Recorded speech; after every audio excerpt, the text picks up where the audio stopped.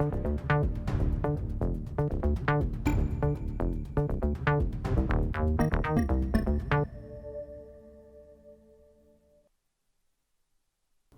day and welcome to your favorite program, The Conversation, coming to you live from TV 360 here in Lagos, Nigeria. My name is Nelson Ekujimi. I'm a public affairs analyst, and I have with me here in the studio a fellow public affairs analyst, Peter Opara. Peter, good morning and welcome to the program. Thank you, thank you. Yes, today we want to look at the P&Id legal victory that, in this edition, we want to look at the P&Id legal victory that the Nigerian government, secured at the courts in the United Kingdom. You and I recollect that this legal battle was the aftermath of a contractual agreement for a gas processing plant that was supposed to have been constructed in Calabar, Cross River State by P&Id in 2010. And then some few years after, the company went to court, and don't let me go too far with it. Through several means, the company was able to secure an arbitration judgment of $6.6 billion against the Nigerian government. And in 2017, it amounted to about, with interest, it amounted to about almost 9.5 million, 5 billion. About, yeah. Yes. But the government of former President Muhammadu Buhari refused to pay. He instructed the FCC to look into that issue, that he feels strongly that the Nigerian state has been scammed by that project. And lo and behold, just last week, the court in the property court in UK gave a judgment that the whole contract was a fraud, because almost all the stakeholders, including those that stood as legal representative for the Nigerian government, were involved in a scam. That money exchanged freely. Some of them have been convicted for corrupt practices. So here we are. How did we get here, and how can we prevent a reoccurrence is what we should be looking at. What's your take? Thank you very much. The P&ID, Process and Industrial Development issue or case, is now, I think majority of Nigerians didn't know about it until that judgment was entered in 2015. It was a contract, so to say, entered into in January 2010 by the then Ministry of Petroleum Resources with the company, Project and Industrial Development. A company registered in British Virgin Islands, tax haven, and which had no known assets anywhere. No history. No history. It was called, I think, a gas supply and processing agreement to build a gas plant, and for Nigeria to supply gas to that gas plant free of charge. They will process, and the outputs given to Nigeria, that's the lean gas, given to Nigeria free of charge too. And now the agreement is that they will take the other deliverables from the gas, the wet gas supplied. Now in 2012, they went to court because they had, as part of the agreement, that if any party breaches the agreement, they will go for arbitration. So in London, not in London. In London, yes. Yes, that's part of it. So they went for arbitration, and in the process of arbitration, they reached an agreement that the company should be paid $850 million, for the case to breach of contract. Die. Yes, for breach of contract. In May 18, 2015, barely 2 weeks before the Goodluck Jonathan administration left power, the then Minister for Petroleum, Diezani Madeke, sent a classified memo to then President Goodluck Jonathan for him to pay this amount, 850 million naira, dollars, because as he said it, Nigeria is in a deep mess with this agreement. And on 24th May, that's 5 days, or 25th May, 4 days before the government Jonathan exited office, the then President Jonathan now had to get back to Diezani, the minister, to say, no, we cannot pay this. We don't even have the power to pay this kind of money at this period in time. That she should better take it back to the ministry, that's to the incoming government.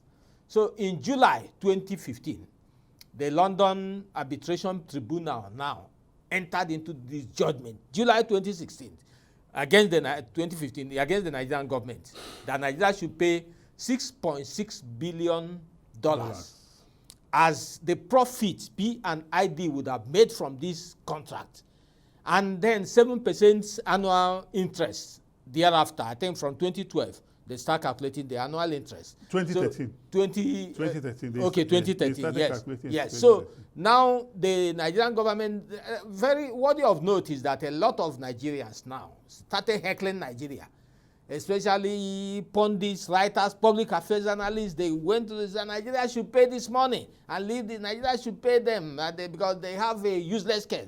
That the case, if Nigeria appeals, that it is not going to lead to anywhere. But the government of President Muhammad Buhari, I think a few days ago, the former president came out openly to say, yes, when I saw this judgment, I instructed my then chief of staff, the late Abakari, and the Minister for Justice, Abubakar Malami, to take course to ensure that Nigeria obtains justice. So the appeal now came up. And I think in 2019, a commercial court in London, now affirmed the arbitration judgment. You know, I think by then it had gotten to $9-something billion Nigeria had to pay. So it was mounting by the day. So the Buhari government now insisted and went on appeal to appeal on that. And lo and behold, about 2 weeks ago or thereabout, the London Commercial Court now granted the prayers of Nigeria. I think we must not also forget that the file that the present administration of President Bola Ahmed Tinubu inherited from its predecessor. It continued the prosecution. He also continued that. Look, this thing, we must see it to a logical conclusion. Definitely. So now I remember in 2015, I told you that the judgment was entered, the tribunal judgment was entered on in July 2015. Then the government said that, see, we are new. We don't even know much about this case. That was the... because government is a continuum. It was a continuum. That was just the argument that prevails. That is a continuum. You are bound by the acts of your predecessor. You know, and then they now decided to appeal. But let me not lose sight to the fact that I say that a lot of people now say Nigeria should just pay, leave this issue, this and that is a lost case. People that we cannot even mention their names. People we cannot mention their names. And let me tell you one thing, because of the encircling web of corruption in Nigeria, you may not be surprised that many of the people making this argument have interest in this case. Of the scandal. But have been beneficiary to this interest. I also recollect that a British member of parliament, who also became a minister, also wrote an opinion head in the Washington, Post, calling on the Nigerian government that the Nigerian government was breaking international financial contracts. That is the thing. It's about the. It's a local and international conspiracy. It's a very expansive web. Yes. So you see, most of the people making this argument, maybe you trace their interest in these things. At the end of the day, they are making Nigeria pay.